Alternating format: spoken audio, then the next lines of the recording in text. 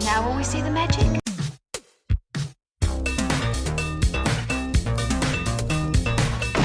All right, where's Murray? Okay, who is it? This is Jesus, kid. Know then that it is the year 10,191. Yes, we are bored. We're all bored now. Hi, good night. Good night. Hello, and welcome to Mary vs. the Movies with your host, Mary Jones. And Dennis Lang. Really? Yes. You're all business now. I'm all business. What is... Okay. Sure. I'm not going to argue. In fact, I welcome it. That's fun. You know what? I welcome it. Oh, I don't want to be business now. Well, we're certainly not going to get rich off of this. This is episode 44. Oh, wow. And I know you're excited because we're going to watch The Hitcher. The Hitcher! Starring Rutger Hauer and C. Thomas Howell. And Jennifer Jason Leigh. Here, look at the poster. You tried describing this to me in our last episode, and it is a rearview mirror floating in space. Exactly. With a terrified pair of eyes and Yeah. a guy hitchhiking. Who does those eyes look like? It's C. Thomas Howell, I guess, but it looks like... It looks more like Nicolas Cage, actually. Yeah, or I was thinking, what's his name from Taxi? Man on the Moon. Man on the Moon? Oh, you think this looks like Andy Kaufman? Yeah, don't you think? A little? I don't know. It's a white guy. It's a white guy. There's a white guy floating in space. There's a giant monolith like, floating over Rutger Hauer. Yeah. You know what? I worry that your description just now is going to be more interesting than this film actually is. But the fact that you've brought it up to me more than once. Now, I haven't seen it in a while. It's on HBO Max now, which is funny because I always saw it on like HBO back in the day. Sure. It was always on cable for like years. My impression is that it's very much a cable movie. Yeah. Now, there are certain types of movies that were always on cable. And so this is, in a sense, like the premise of the show is, how did I miss this? All right. So, yeah, I mean, we had HBO off and on when I was a teenager. How did I miss this? I certainly caught a lot of other films on cable. Yeah. You know, I watched The Fugitive a lot. I think I have this movie somewhat confused with another film you tried to show me. What is now? So this, in other words, I am kind of asking. This is not the movie where he's a blind guy who does Blind kung Fury? fu. You're confusing this with Blind Fury? Why not? How am I going to know? So Rutger Hauer, he's in tons of like B movies from the 80s. They all kind of blend together. Like the one distinctive movie he has is Blade Runner. No, he does Lady Hawk. Lady Hawk is a classic. That's on our list because I've never seen Lady Hawk. Yeah, he's in a lot of good films. Yeah, he's also in things like Scorcher. So I guess what I'm asking is The Hitcher kind of on the level of... I think it's higher. I think it's... Was this a theatrically released movie? Oh, yeah. Okay, so this actually was in theaters. Yeah. Okay. And this is not the one where he's a blind guy doing kung fu. No. Okay, so I'm a little disappointed. You've seen that, though. I did. I think... Yeah. Isn't he hanging out with like Terry O'Quinn or something? Yeah, Locke from Lost. Yeah. In Blind Fury, Locke from Lost plays this. She'll be like, "Oh, I'm just an office worker or a drug dealer. I forget what he is." Oh, and then there's like this. Wait a minute. Are you putting an office worker on the same level as a drug dealer? Oh yeah. You know, whatever. Dennis, we are office workers. We don't have any money. I know. I guess looking at the poster, Yeah. I assume C. Thomas Howell is being hunted by... I want to call him Rainier Wolfcastle. What's his name? Rutger Hauer. Yeah. Wolfcastle works. Yeah. Yeah, you know. So I guess he's like a serial killer who's a hitchhiker. I'm going to take that as a yes because I don't think it's that deep of a movie. I doubt there's any special twist. I don't think he's going to turn out to be an alien, although that would be kind of something. You know, he's not a ghost. This is, I assume, a slasher movie. Maybe. Maybe? Yeah.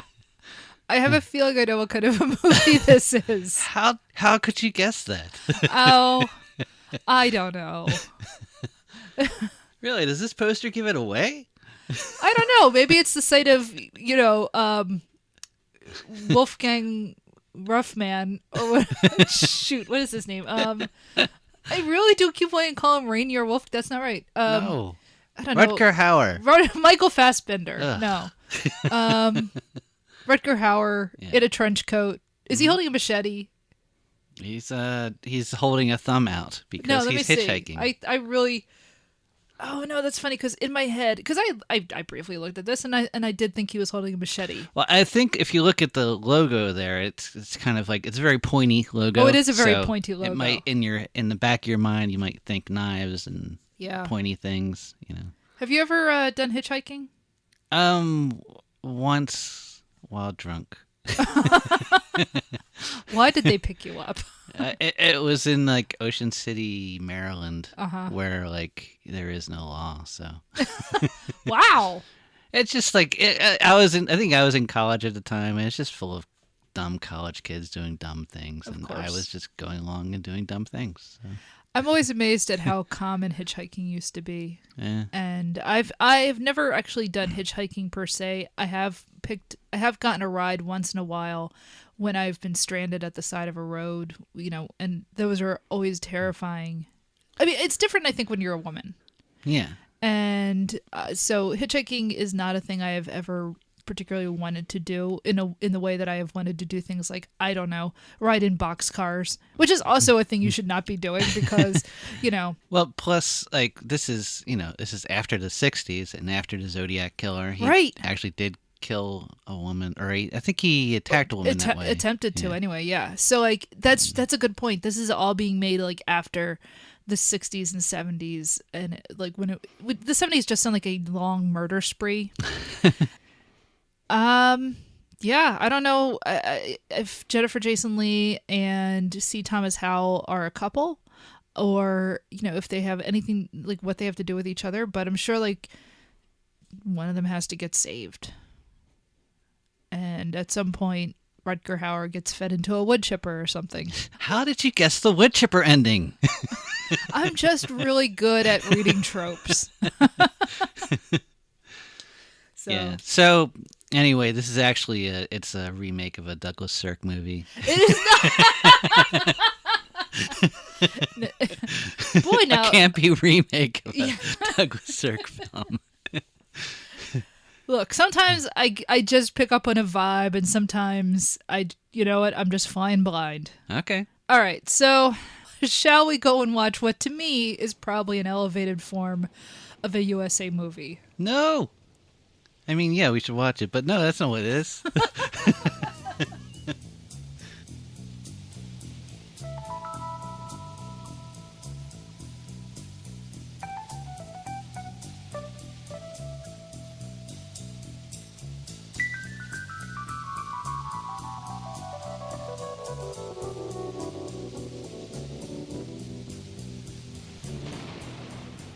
C. Thomas Howell.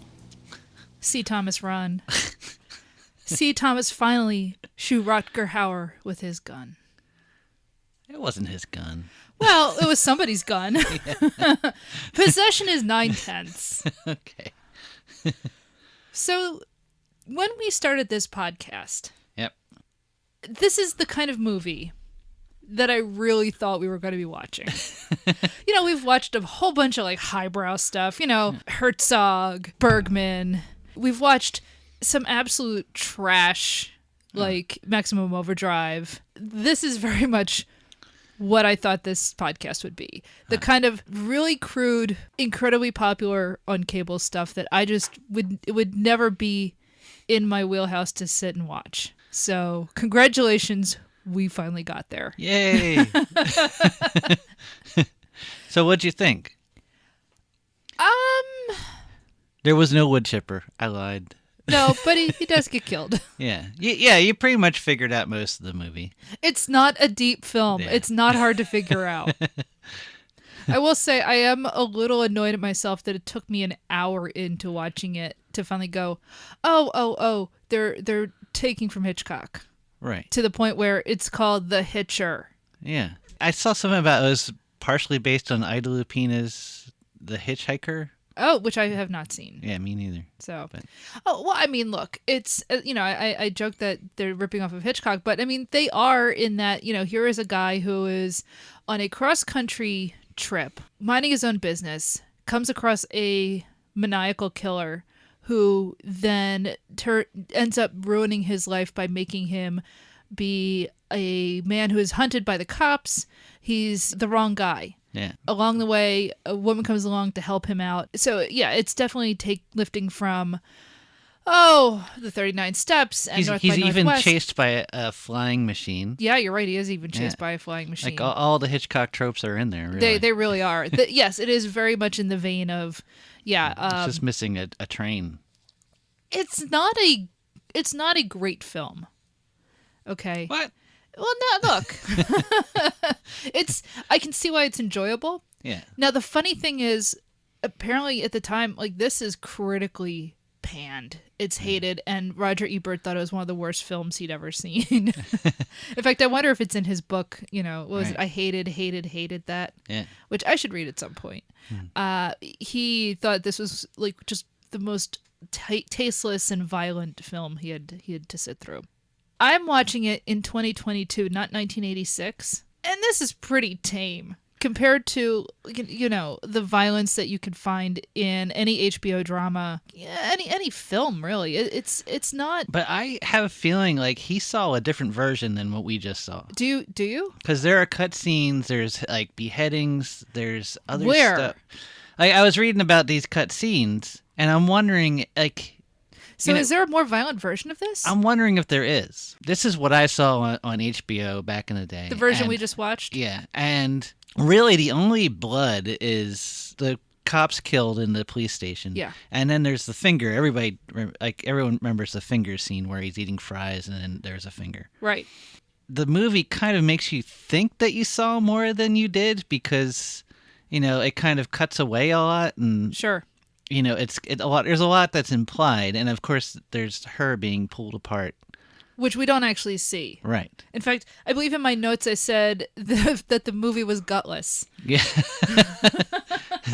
But I'm wondering if what we saw is basically like the editor made this movie. Oh, okay. And cut all this stuff out, so it's kind of like Jaws, where it's your imagination is doing more work than the movie. That's very possible that there was originally like a bloodier version of this.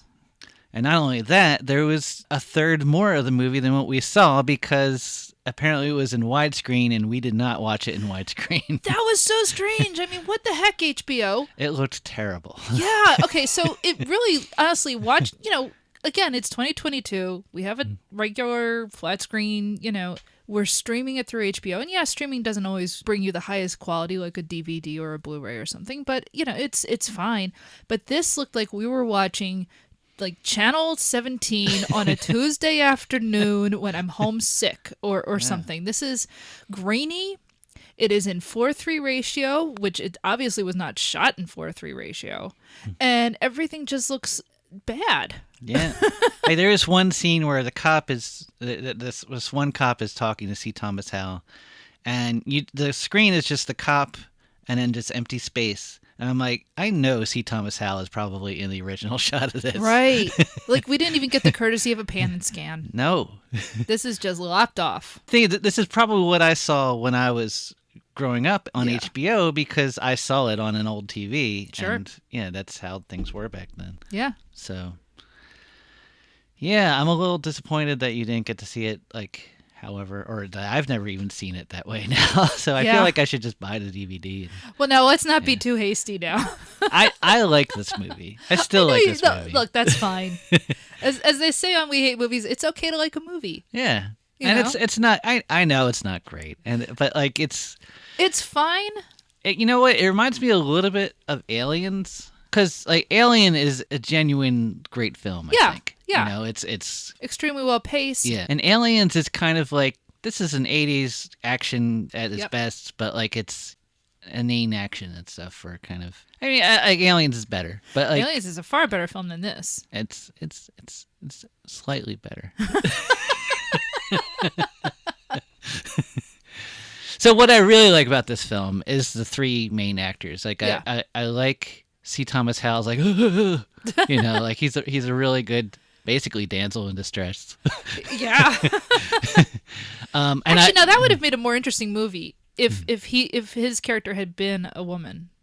right. Yeah. And I don't know what the remake was like, but Oh, did they do that? I see. What I saw was that a college couple are traveling. Oh, okay.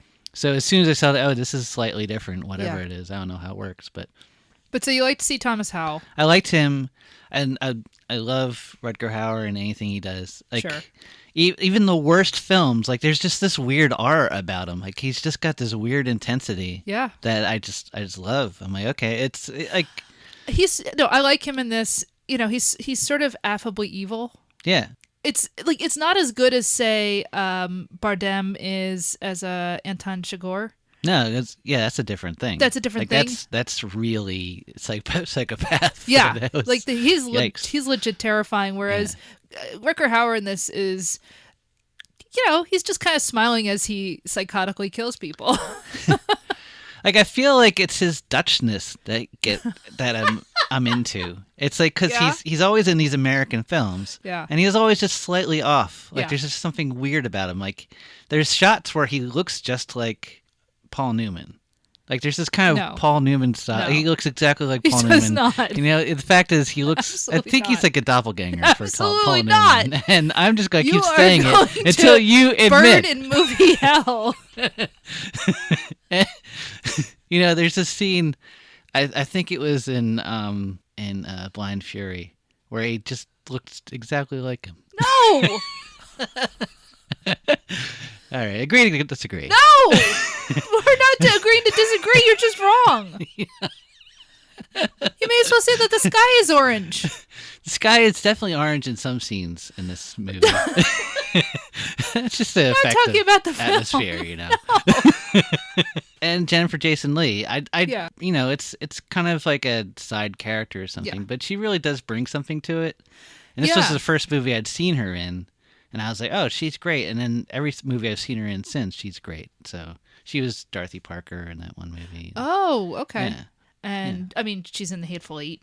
Yeah. It's funny to think like, oh, what a horribly violent film, and then you go and watch like The Hateful Eight. Yeah. Again, The Hitcher is pretty tame. Yeah. Although I wonder if Tarantino has. I'm sure he has seen this film.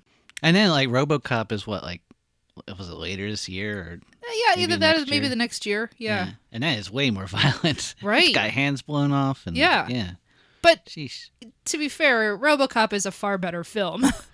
Oh, it's It's a far better film. pretty good. RoboCop has a lot going on that this movie kind of doesn't. It's got a philosophy. It's got, This has a philosophy. really what? Don't pick up strangers? Yeah. My mom told me not to pick up strangers. It's right there at the beginning. Does he listen? No. He doesn't even wear a seatbelt in most of this film. No. That bothered me. Yeah. I'm a little bit of a rule follower. Well, it's really funny when they're like, "Okay, put on your seatbelt." Like, Oh my god, It's like 75% of the way through the film. two-thirds, Yeah.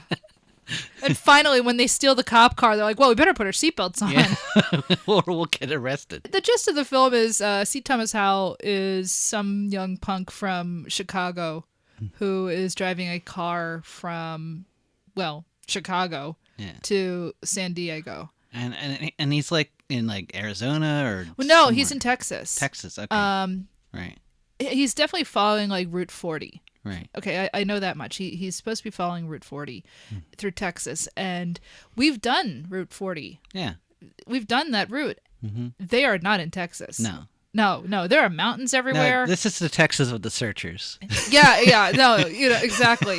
No, it's not even the Texas of the Searchers, which at least is Monument Valley. This Yeah. is just somewhere outside of Los Angeles. This is just out in like the Imperial Valley or whatever it's called. That shouldn't bother me. But as somebody who's driven across the country through these areas, I've been through Texas, I've been through it just bothers me a little bit. Like, I don't care when John Ford does it because because we all know that that's not Texas. Right. Because it's Monument Valley, and we all know what Monument Valley is. But it bothers me when they do that. I don't know why they just didn't say Arizona or Well, that's or the New thing. Mexico. Exactly. Why not just, because you could have gotten away with, although it's nowhere near as colorful and pretty as New Mexico. Because, New Mexico is very orange and but yeah, why set it in Texas except that you wanted to have, sheriffs wearing cowboy hats, which they have in New Mexico. Yep. There's no reason to set it in Texas. It doesn't look like Texas at all. So he's been he's one of those guys who has to drive a car across the country for somebody who has money, I guess. Yeah. As he's driving along through what we find out is Texas, he picks up a hitchhiker during a rainstorm, and of course it's Rutger Hauer, who immediately threatens to kill him and is very psychopathic. And because nobody's wearing go ahead. Oh, so C. Thomas Howell, he's very naive, and everyone he meets in this movie says, "My name is Jim Halsey." Yeah, he's always just saying his whole name to everyone. He's constantly introducing himself. Yeah. It's a little much. If he was allowed to speak anymore, he'd be giving his social security number and his home address and exactly. He picks up Rutger Hauer. Rutger Hauer immediately threatens to kill him because, hey, let's just cut to the chase. This is exactly what that kind of movie is. Yeah. And C. Thomas Howell wisely throws him out of the car because nobody wears a seatbelt. And the door was ajar. He saw a red. The door was ajar, so he was able to just shove him out and keep driving. And you figure, okay, he's safe now. That's fine. And of course, what happens? Some time passes. He gets behind another family driving down the same highway. Sees some kids hanging out in the back seat, pretending to shoot at him with a gun. It's all very, this is great. We're doing the big American road trip, holiday road. And of course, it turns out that this family has picked up Rutger Hauer, and he's in the back seat. And so Hal is trying to get the family's attention and, essentially tell them, you've got a killer in your car. And instead, he almost, drives off the side of the road and, a bus comes. But that's right. Yeah. The bus comes. He almost hits the bus. Family drives on. And later he finds the car at the side of the road and the family's been slaughtered. Yeah. Of course. And the hunt has begun because the rest of the film is Rutger Hauer trying to chase down C. Thomas Howell because it's the one that got away. Yeah. But the thing is, he keeps sort of helping him. Now you're getting into what is the point of this movie? Is it I'm being chased by a terrifying serial killer, or is it I am the personification of some sort of idea that violence makes a man out of you? Oh, that definitely feels like there's some of that. Yeah, it does, which is kind of a terrible message. A terrible, evil message. Throughout the film, he keeps hunting down C. Thomas Howell and trying to get Howell to kill him. Yeah. That's gross. Yeah. That's horrible. That.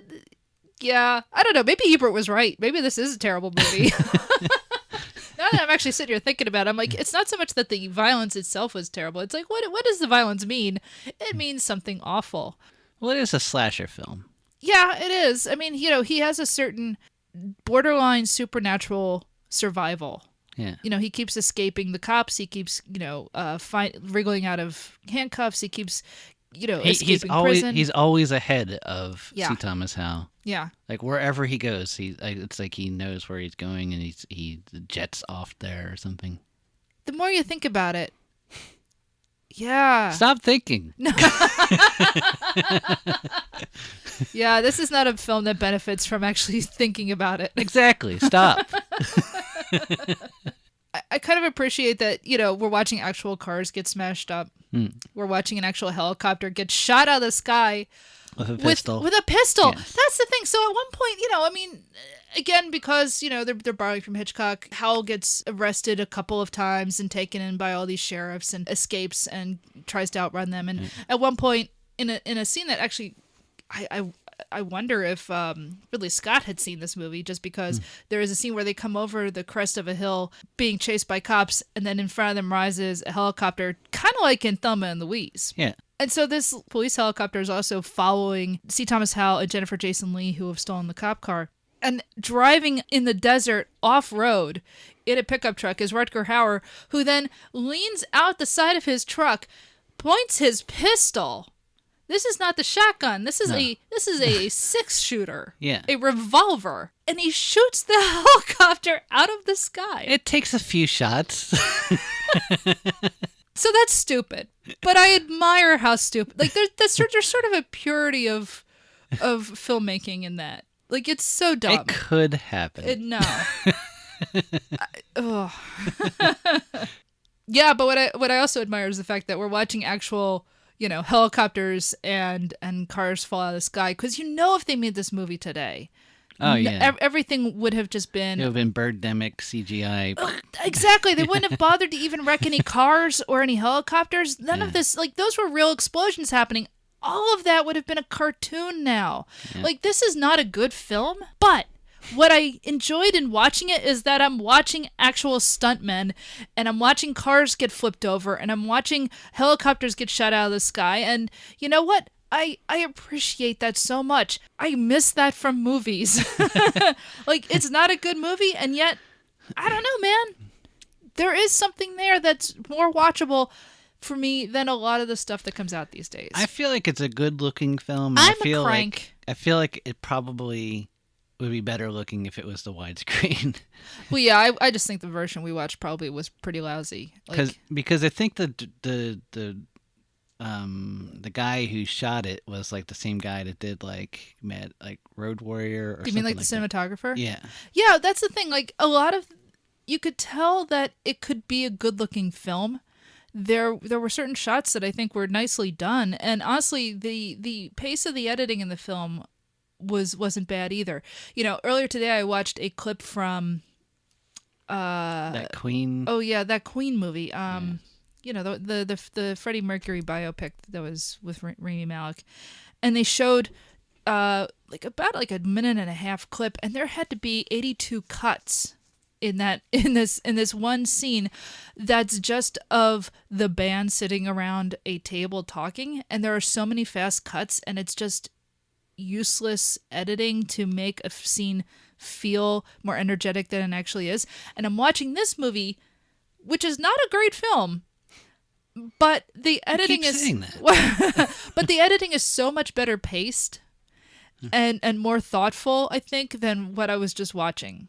Yeah, I like the editing in this film. It's a little bit slower than the films that you see nowadays, but it's not poorly paced. So, have you seen The Duel? I have not, or is it just called Duel? Oh, Duel, yeah. No, I've never seen Duel. That's Spielberg, isn't it? Right. Yeah, isn't that like his first movie? Mm-hmm. Yeah, I have never seen that actually. Yeah, people have called this the Duel with a Person. At some point, I should see Duel. I haven't seen every Spielberg, but I've seen a most, and that's just one I've never seen. See 1941? No, and you can't make me. Actually, is that 80s? It might be 79. Now that I think. Oh, thank God.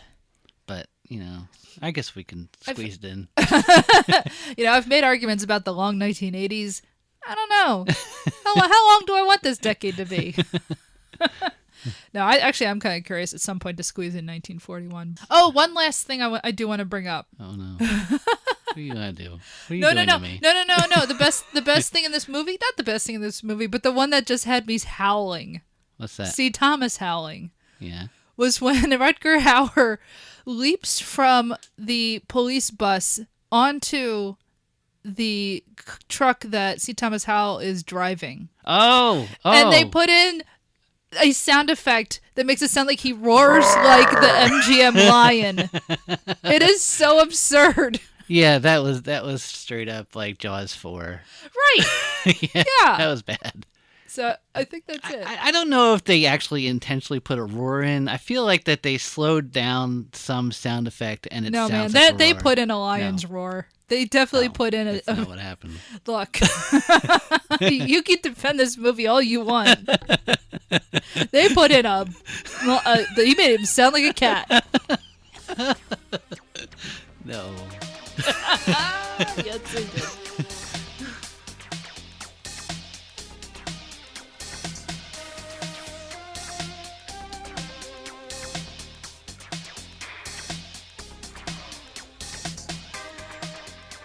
So that was The Hitcher. starring Rutger Hauer and C. Thomas Howell and Jennifer Jason Leigh. You can follow us on social media. We are Mary VS Movies on Twitter, and you can write to us. We are maryvsmovies@gmail.com. Please contact us with any comments, questions, suggestions, or complaints. We are always happy to hear from you. We are available on Apple Podcasts. We are on Stitcher, Overcast. We are not available on Spotify, and we are moving ourselves off of Anchor because of the whole Joe Rogan thing. I just don't feel comfortable supporting a company that's putting that much anti-vaccination information out there, and we have the luxury of pulling ourselves off of there, so we are trying to migrate to Libsyn, and hopefully by the time you hear this we will have done so and have set up a new website and all the rest of it. I'm also not crazy about Spotify. Oh no, they're a terrible company. Deal with other artists, so yeah, no. Spotify is a bad company. I'm happy to be moving off of there. It's going to cost us money though, so that's going to change some stuff for us. But moving forward, that's how you're going to find us. Is you can get our RSS feed. Look, all of this stuff will be. We'll talk about this probably on Twitter and hopefully have the information out there. But hopefully, starting with this episode, we will be moving providers. Next week, it's gonna. We're gonna do this is not going to be Rutger Hauer month. Sweetie, there's a lot of Rutger Hauer in the 80s. It's not going to be Wanted Dead or Alive, Flesh and Blood. There's Blind Fury, which you've seen, sorry. But Blood of Heroes came out the same year as Blind Fury. We could easily do. I thought, look, there are a lot of films for us to see. Okay. But we are going to watch one that apparently is a good movie. The next film will be Lady Hawk. That's like a fantasy movie, right? Yeah. No, that's good. That's cool. Yeah. That's like, we haven't done fantasy since... A different genre. It is a different genre. So we haven't done fantasy since, Sword of the Valiant. Sword of the Valiant, yeah. And that's back, in the summer? Yeah. So... Which was not the worst film we've seen. No. I mean, definitely... Oh, God, no. Not even close. Yeah. The next film will be Lady Hawk. So, until next time... Oh, my mother told me never to do this. Wow.